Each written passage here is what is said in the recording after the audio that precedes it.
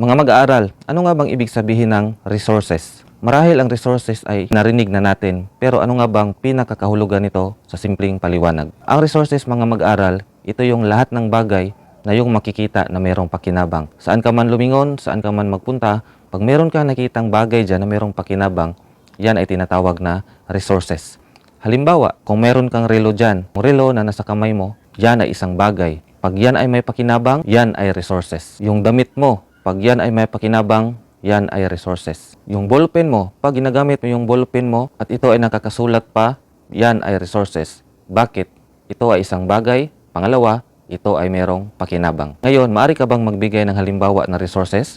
Basta lagi mong tatandaan na ang resources, ito yung mga bagay na merong pakinabang. Kung meron kang alam, maaari mong i-comment sa baba.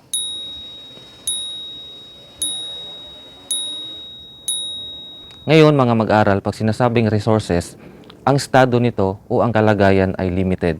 Pag sinasabing limited, ito ay nauubos. Ito ay merong hangganan.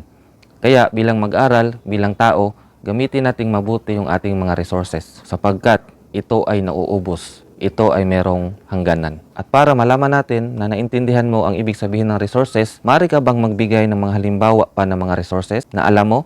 Yung mga bagay na nakikita mo ngayon dyan sa iyong kinauupuan, dyan sa iyong kinahihigaan, kung meron ka makitang bagay dyan o anumang bagay na merong pakinabang, maaari mo yang i-comment sa baba. At yan ang ating topiko sa araw na ito. Maraming salamat sa panonood at huwag kalimutang i-share mo ito sa iyong mga classmates o kamag-aral para malaman din nila kung anong ibig sabihin ng resources. Hanggang sa muli, paalam.